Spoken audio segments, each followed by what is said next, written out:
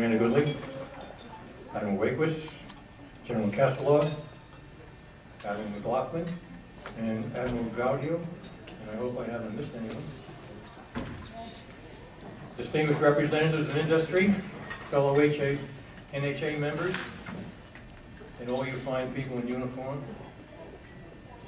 On June 30th, 1971, Mark Starr gathered 12 comrades to plan a reunion.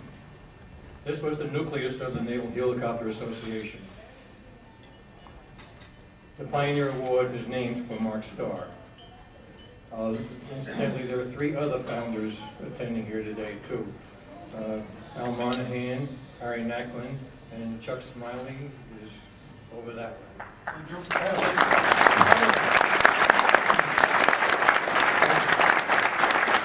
I skipped one. He's Hayes and Jacksonville most of the time, but Joe Purtell also.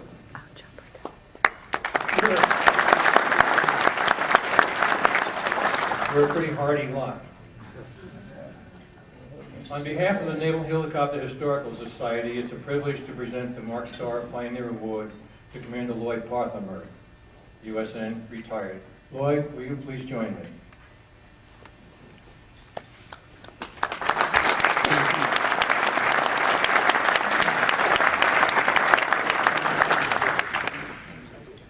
Commander Parthemer received his combat aircrew wings in 1945 as an aviation ordnanceman 3rd class.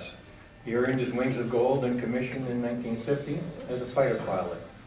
His first helicopter experience was being rescued in September 1951 after ditching in an F9F en route to the Med. Now, for the benefit of you who were not yet born, the F9F was the Navy's first jet. He was designated helo pilot in February 1957, serving in HU-1, HS-9, and HC-1. He was the officer in charge of an HC-1 detachment at Atsugi, Japan, becoming a flank owner commanding officer of HC-7, the first Navy squadron to be tasked specifically for combat search and rescue, relieving the HS community. There was no operating manual, therefore he set the policies, such as a swimmer would be placed in the water during sea rescues unless the HAC determined that sea conditions were adverse. This policy remains embodied in the current OPNAV and publications. During his tour as CO of HC-7, Lieutenant Clyde Lassen performed a spectacular rescue for which he received the Congressional Medal of Honor, the only helo pilot to be so decorated. A ship, USS Lassen, DDG-82, named in his honor, is stationed at 32nd Street. It's worth your while to visit the ship and see the display. Commander Parthemer created a placard honoring Clyde Lassen. The copy is on display at the NHHS exhibit here in booth 16. He also recommended that NHA adopt the Leonardo da Vinci air screw as the logo. I skipped something here. Okay. He is a recipient of the Bronze Star and Authorized Combat V. Commander Parthemer is a charter member of NHA, served on the board of directors as secretary for 7 years, primarily expanding and updating the bylaws.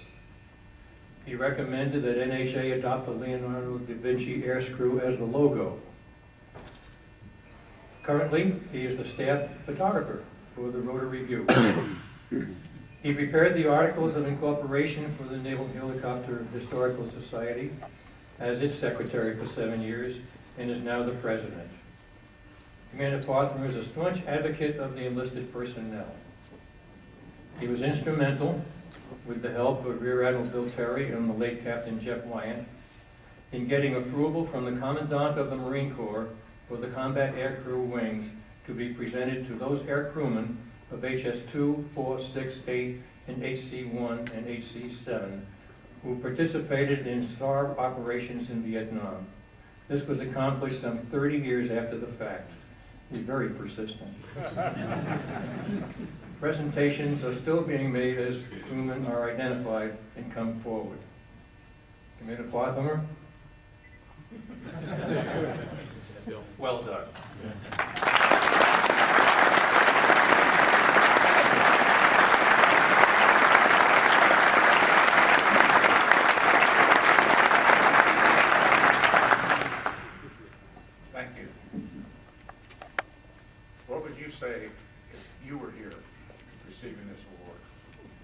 think about that, and I'll try to be short in my remarks.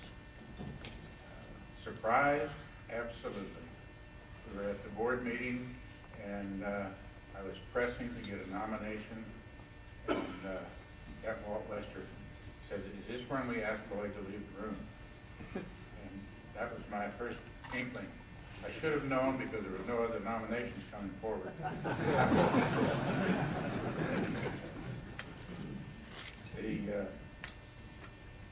Thrilled completely. Most highly honored by my colleagues and flattered beyond all words.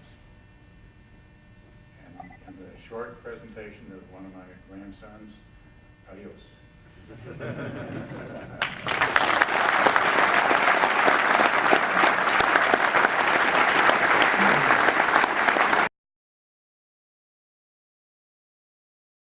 Squadron Mach 1. As a general officer, he has commanded the 3rd Marine Expeditionary Brigade, U.S. Forces Interfet during stability and security operations in East Timor, and the 2nd Marine Aircraft Wing.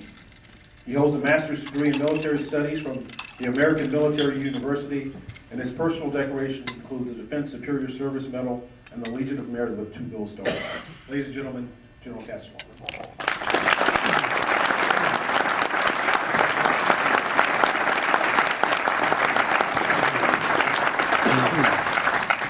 Well, I tell you what, it's great to be out here among Rotorheads and friends of Rotorheads.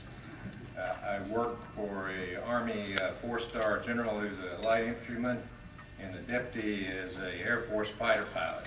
So getting out here with real people, men and women, is a real pleasure. It's also good to see the Navy element here. I got to tell you, I'm disappointed in the Marine participation. So disappointed that I wrote a check out earlier this morning and joined the association, and I'm going to pledge to Howie that I want to do what I can to encourage more Marines to join. So.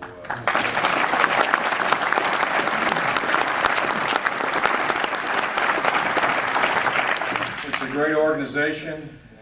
The Navy helicopter community really gives it a lot of support, and I think we as Marine helicopter guys ought to join together with you, because things are going to be getting tighter in terms of resources, and the missions and jobs that we're going to have to do are going to continue to climb, and we're going to have to be very cooperative as we share resources like hellfires. So I'll do that, and I pledge that support. It's also good to be back in San Diego. I came back to San Diego in 1974 from the 3rd Marine Division, where I'd been a platoon commander in a Company XO and Marine Armor. Some of you may not know it, even stationed here, but there's a Marine battalion, 4th Tank Battalion, that's located at Miramar. And I came in as a very impressionable 2nd lieutenant to that organization as an advisor to the reserves, and at least once a week I had to go over to Fighter Town, and everything. Of course, that was Friday nights. And they had a very unsavory influence on me, and I decided that hell, I might as well fly. So I applied for a flight status and was selected and sent to Pensacola. And while I was down there, I met 2 giants of naval helicopter aviation. First one was Fred McCorkle, the assassin. Some of you may know, at least the older ones do. And I remember meeting him for the first time. I went out on a solo. I happened to be in his flight. He was captain, and I was a lieutenant, 1st lieutenant. And I went out to fly my solo, and those of you that have went through Softly Field, they got a bunch of run-ins there. And they told me to go out and take off on 09, and I went out there and I lined up pretty much east, but it was like the Hertz commercial, not exactly. I started my takeoff roll on what turned out to be 07 instead of 09. But being smarter than the average bear, I realized I was on the wrong runway, so I just did a high-speed taxi across the intervening area between the runways and continued on. The tower comes up and said, 1, 2, 3, we saw you. So I went and flew my solo hop, went out, came back, got in the pattern, and made a reasonable landing, and checked in with the scheduling officer, and there was a note on the blackboard that said, report to Captain McCorkle immediately. So I go in there, and I go, Lieutenant Castello reporting as ordered, sir. Castello, you dumb shit, don't you know they paint the numbers on the runway next time you go out there? Check the numbers before you take off.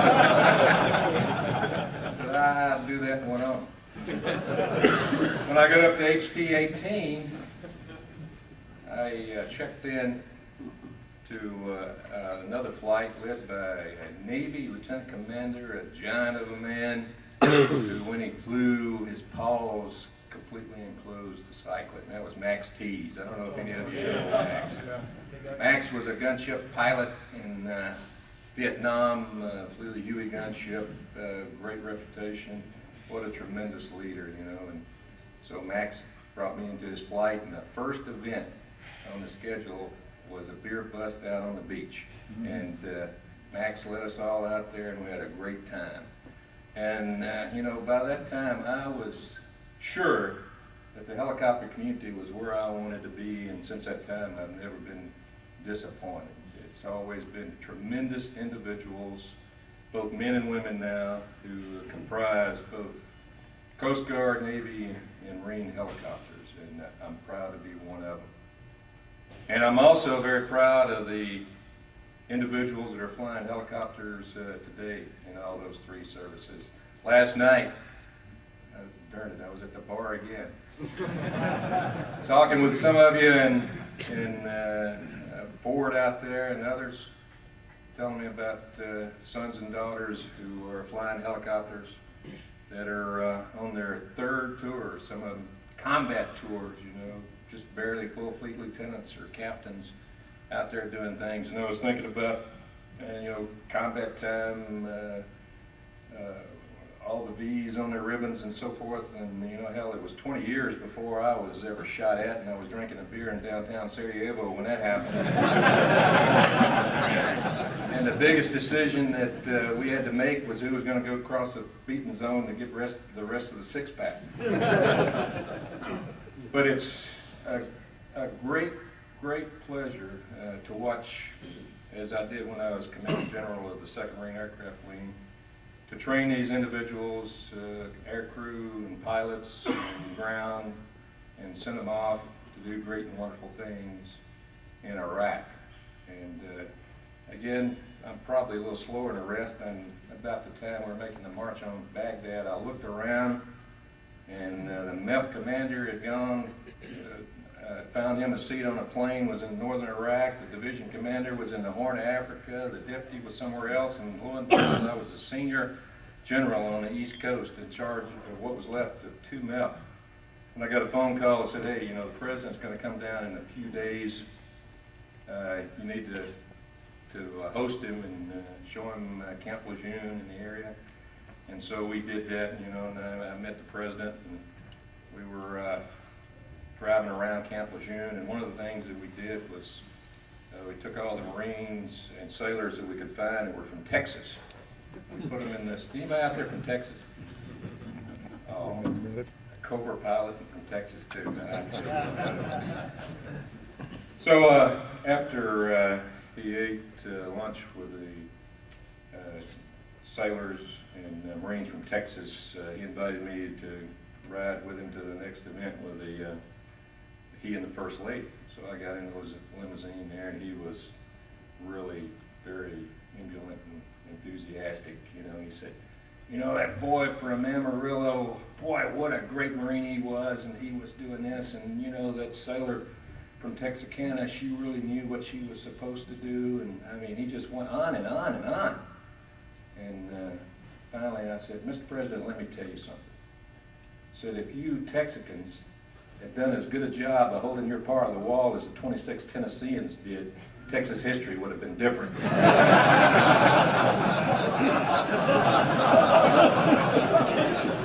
course, I'm from Crockett County, Tennessee. I'm a Tennessean. And he said, well, he called me by my first name. He said, General, let me tell you something. He said, you know what my favorite Davy Crockett story is? Quote? I said, no, sir. He said, well, this is what it is. He said, you know, Davy, you've been from Tennessee and all, ran for Congress and was elected for a couple of terms. And then he got crossways with Andy Jackson, ran for re-election and was defeated. And after that, Davy Crockett sent an open letter to the people of Tennessee which said, you can go to hell, I'm going to Texas. I said, Mr. President, you got me.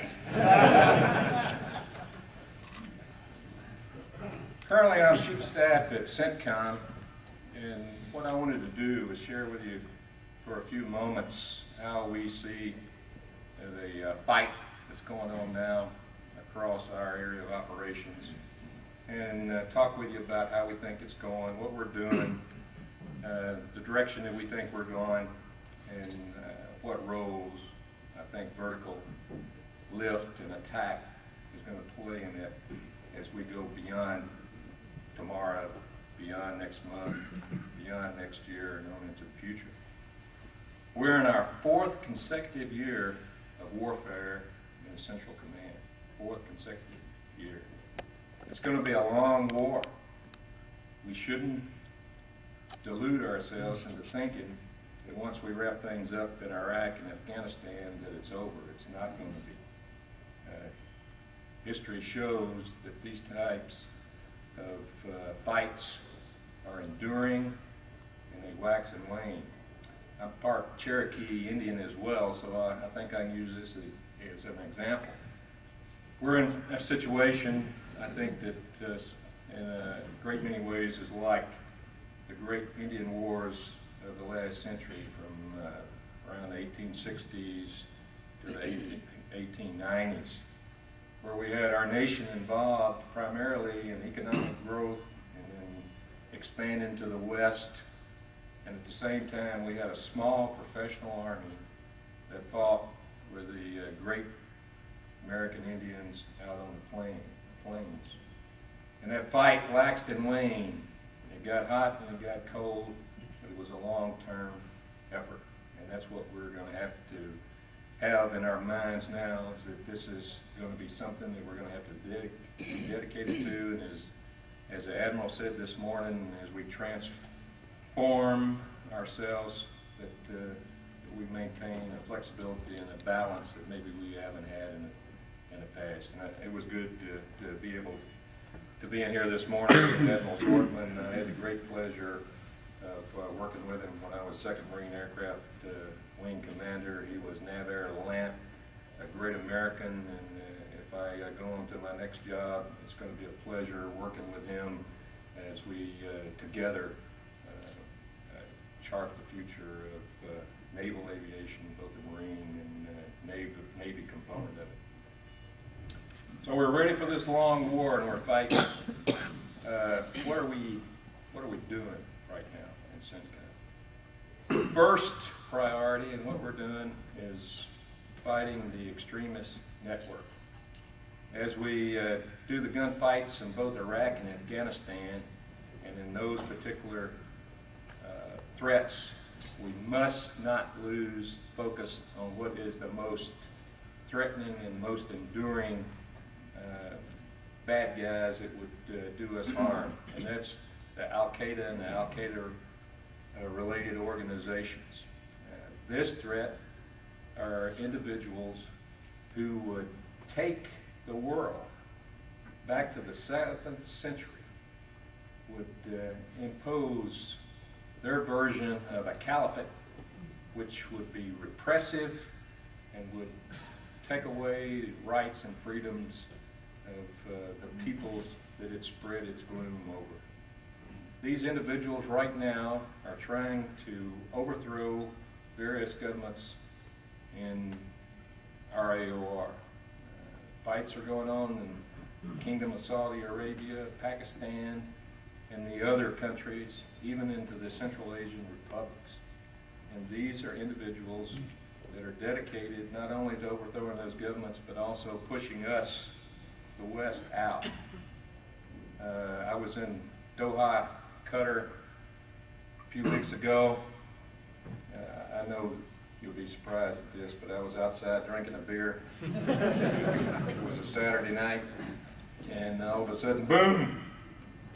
And what had happened there in downtown Qatar was an engineer, Egyptian engineer, who worked for the petroleum company of Qatar, and married, kids, had loaded his SUV, Toyota Land Cruiser, with 500 pounds of explosive, and ran it into the local theater.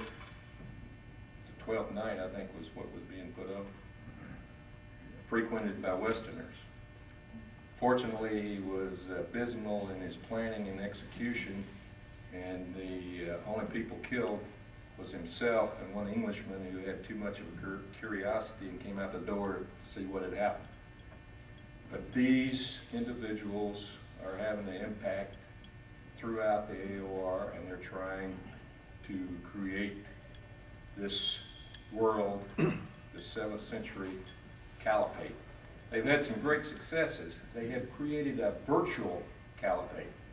They're not adverse, and they're very adept at using such things as the internet and mass media to organize, loosely, but organize those who think similar to what they've done. And that has been one of our greatest struggles, and also one of our least successes, as we've tried to counter through strategic communications the message they're sending out. Their establishment of chat rooms, their establishment of websites that are frequented by those who would be susceptible to that, individuals in that particular world who have education but no hope in terms of jobs and a future.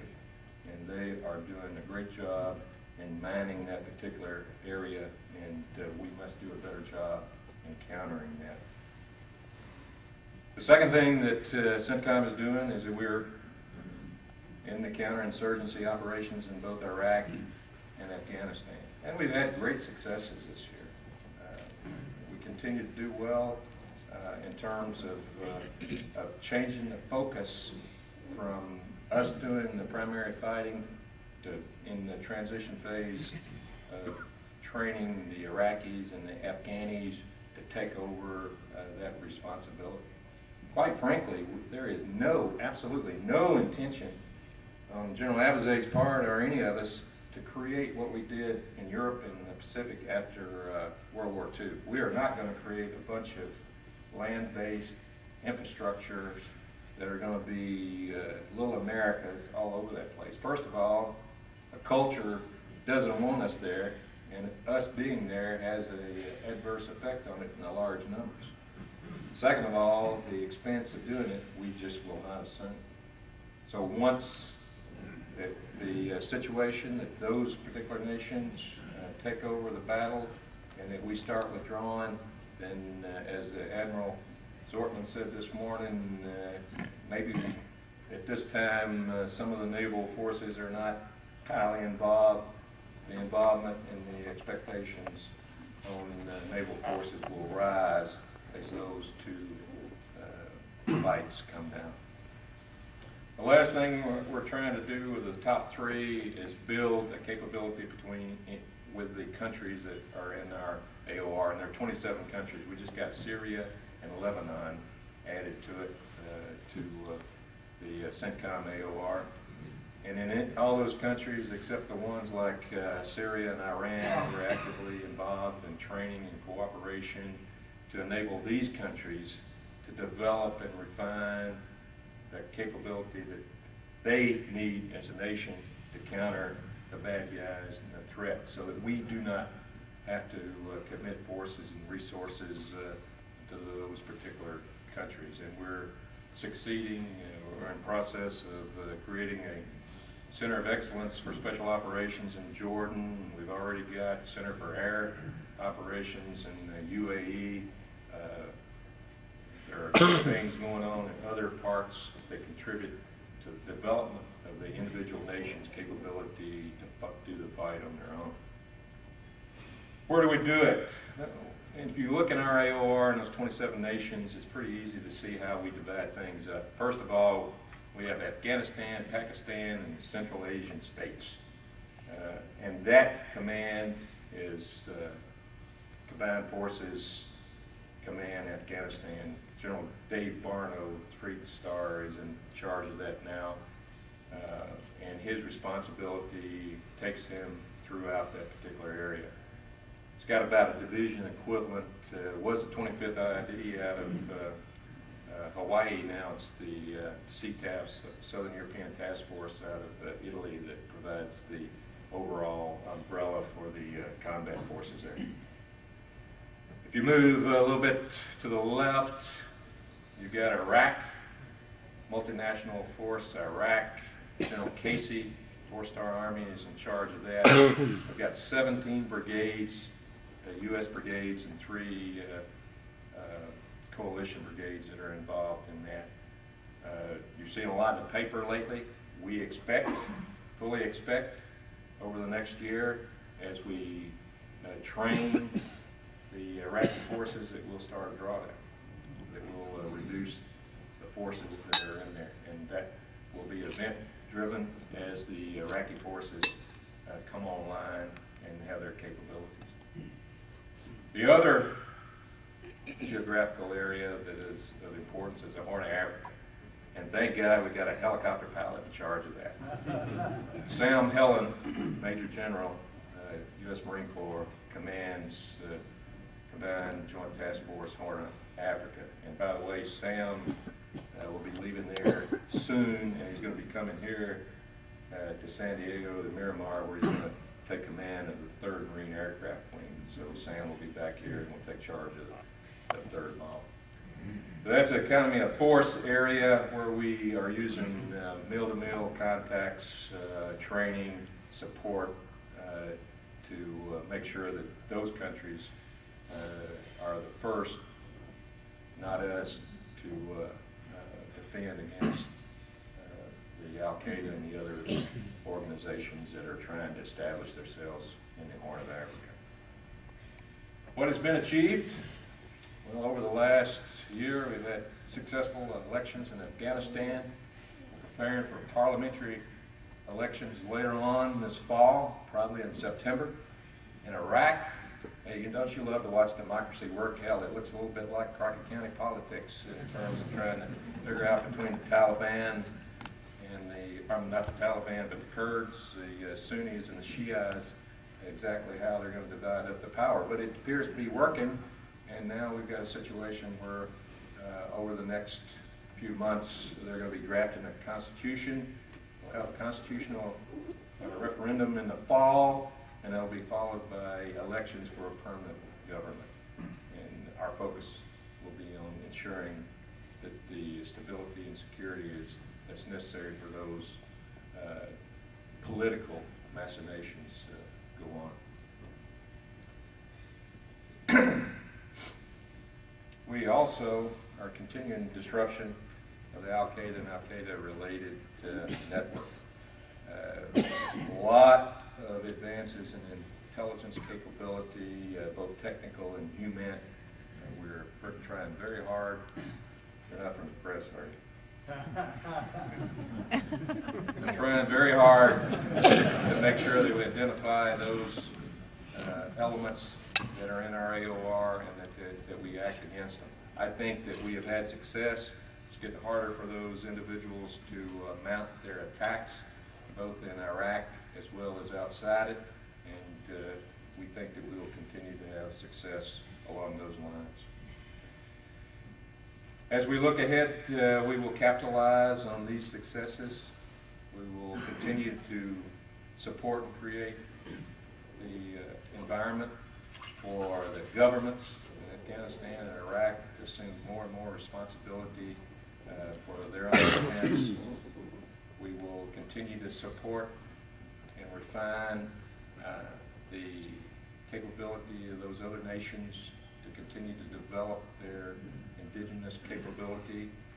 Pakistan is a particular country that we want to see be successful.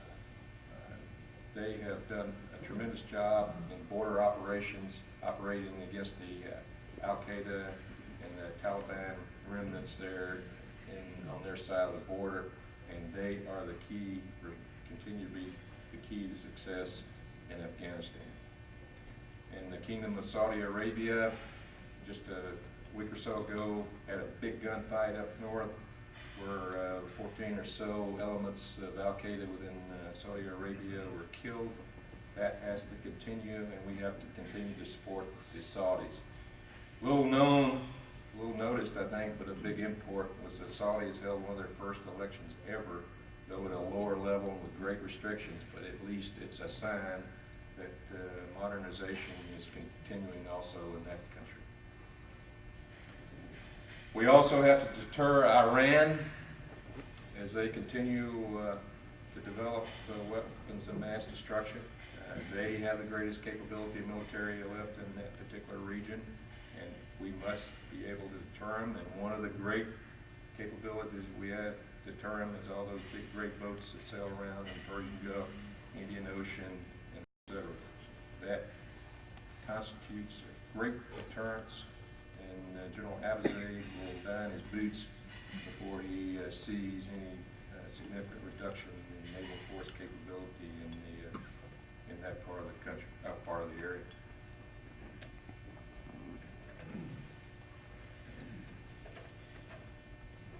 I'll talk a little bit about helicopters, and then I'll close, and if we have time for any questions, I'll do my best to answer them. It is clear that we're winning, and naval helicopter aviation has had a great contribution to that. Whether we're talking about VERT-REP of the 5th Fleet, or as Admiral Zortman talked about this morning, what went on in Indonesia and the other Thailand with the support that went on. You cannot imagine the strategic impact in our AOR. That was in PACOM, but in the CENTCOM AOR, of the people there seeing Seahawks delivering supplies to Muslims there in Aceh province and other areas. It came at a time when it had a very significant impact to show that we weren't just there to grab the oil, that what we were interested in was the health and welfare of all people, regardless of where they were located.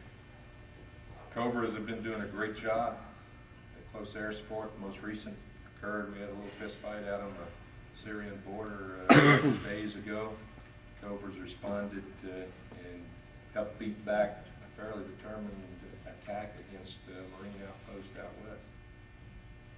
Admiral Zortman also talked about what's coming up. Hey, you know, there are no unions around now in terms of what roles that all of us are going to play. You know, one of the biggest gunfights we had within our own organization is when we put Air Force guys driving trucks up the road from Kuwait to Baghdad. It's necessary. They have the capability. Now they're loving it. You know, they go through warrior training. They get to put on the SAPI plates. They get to play with M16s and shoot big guns and everything, and they're just happy now. But that was a point of great contention there for a while. But as we continue in this war, and with the force that we have, which is not going to grow significantly, and in some cases is going to be reduced, we are going to be doing these type of things. The H-60s are going to go do air evac, are going to be prepared. You guys are going to ensure, and gals, that they are, and they'll do a great job. And they'll come back very proud and strutting with the appropriate awards when you do it. We've done a great job in MEO operations, both in the Persian Gulf and off Somalia. Those things are going to continue. You can't believe the amount of crap that is running around out there, both smuggled guns and drugs and everything else. and having the interdiction operation going out there contributes significantly, though it's not a pretty thing. It contributes significantly to the success that we're achieving. I tell you, you know, see, 1951 is when you made the pickup. I was born. I was a year and a half old. I'm also a frog guy, and I started flying frogs in 1976, which was 12 years after they were introduced. You know, Guy Vanderlinden out there's a frog guy, there's other Stuno, etc. You know, we never thought that we'd end our careers flying frogs, but hell, it's still going to be flying 10 years probably after I retire. So, you know, we are going to have to do the best we can with the resources. You in industry are going to give us what you can and what we can afford. But the bottom line, and this is the way it's always been, whether you're talking about the early days, one of my heroes is I used to go into New River to my squadron, and I passed Galileo School every day. And probably none of you out there know who Major Galileo was. But Major Galileo was about 47 or 8, was in HMX when they started it up. And of course, you know, there's something that all of us helicopter pilots are familiar with called translational lift. And they figured out at that time with the underpowered aircraft, little piston engine things that we got, that if you could figure out a way to get through translational lift faster, then you could carry more. So Galileo volunteered to strap JADO bottles on this, I don't know whether it was a Pup or Bale 47 or whatever it is at that time. They strapped those bottles on, and he went out there, and unfortunately one of the bottles came off, went through the rotor, and had a catastrophic failure and killed him. But now Galileo lives on in that school, elementary school at New River. But those are the type of sacrifices that are still occurring, and those types of sacrifices that we'll have to until we eventually replace all this old tired iron that we've got and get modern aircraft. I'm glad to see the Navy is doing the thing. You know, I was in APP and Headquarters Marine Corps and Aviation when we came out, when you came out, what was called the Navy Helicopter Master Plan. Now I guess it's morphed into the CONOPS. That's a smart thing to do. You've got to reduce the number of type model series that you have to a manageable level, logistically supportable. That is what is going to make and break us in the future, is the supportability of our aircraft, not all the whiz-bangs that we put on it.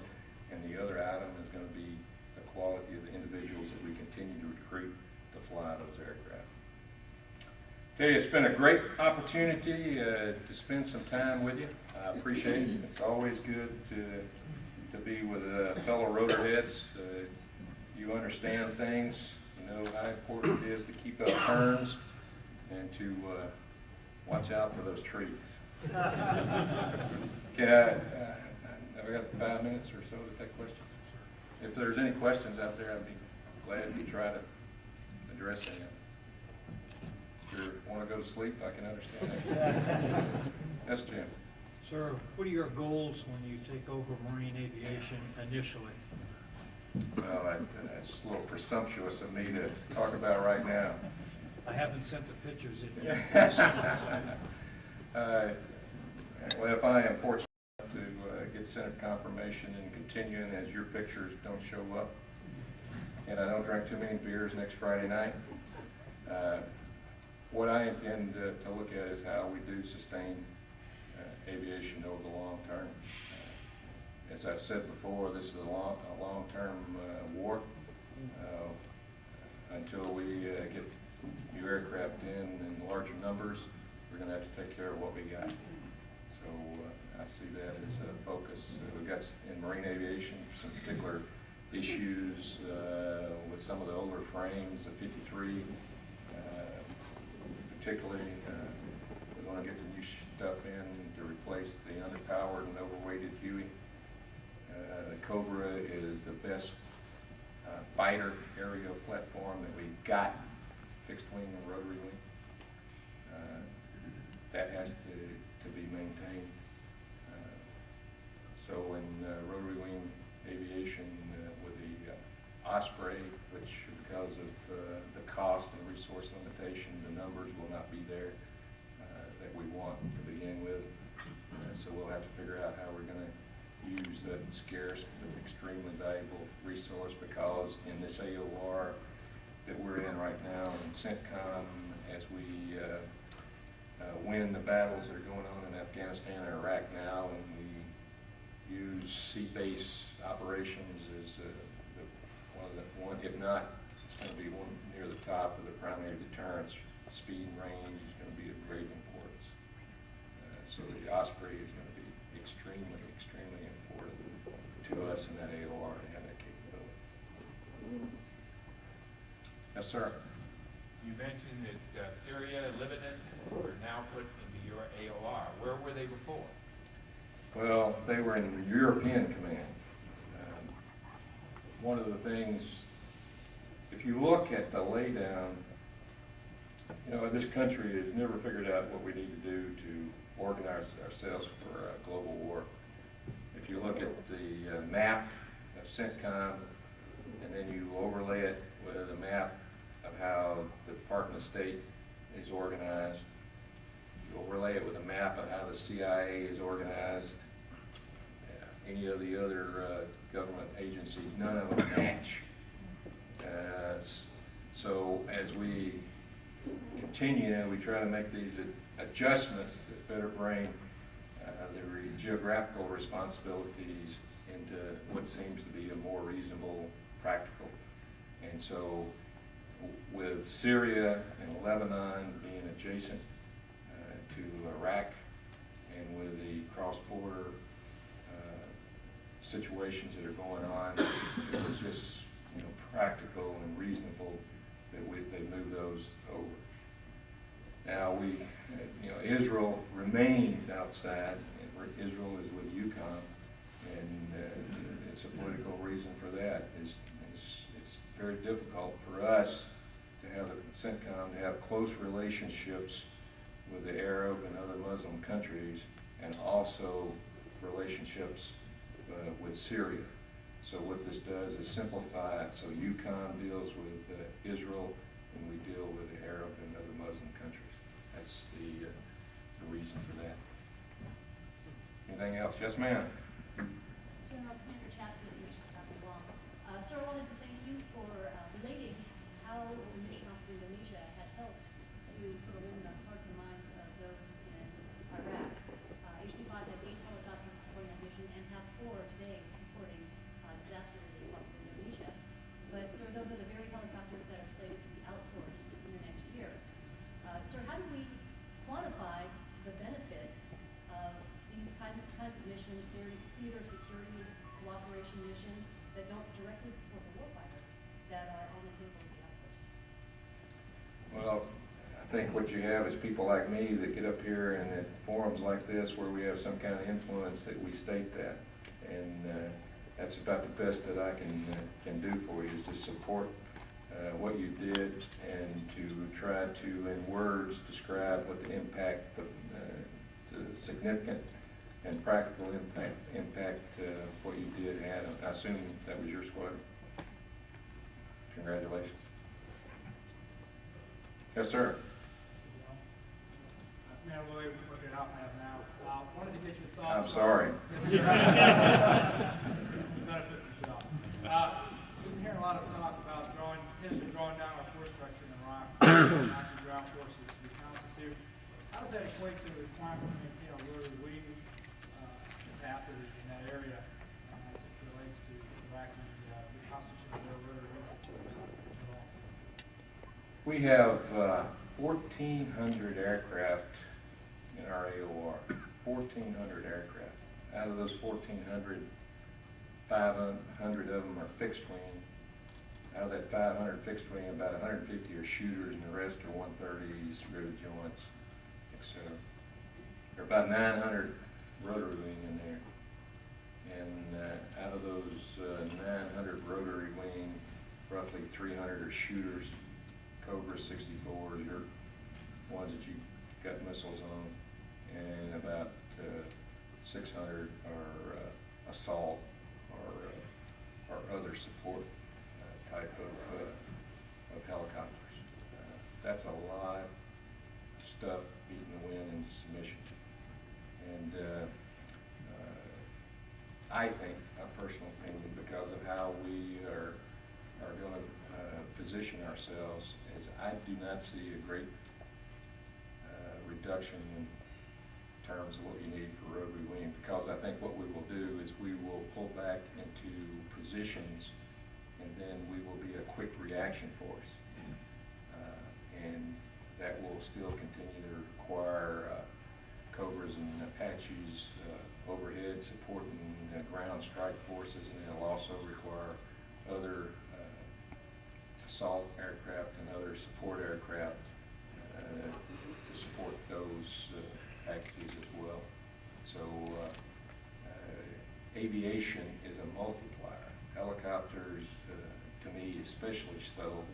And so what you do in our community is you suck it up so that we can reduce some of the foot soldiers that are having to get out there and slog through the alleys and the countryside and reduce their exposure by maintaining our capability. That's just my view.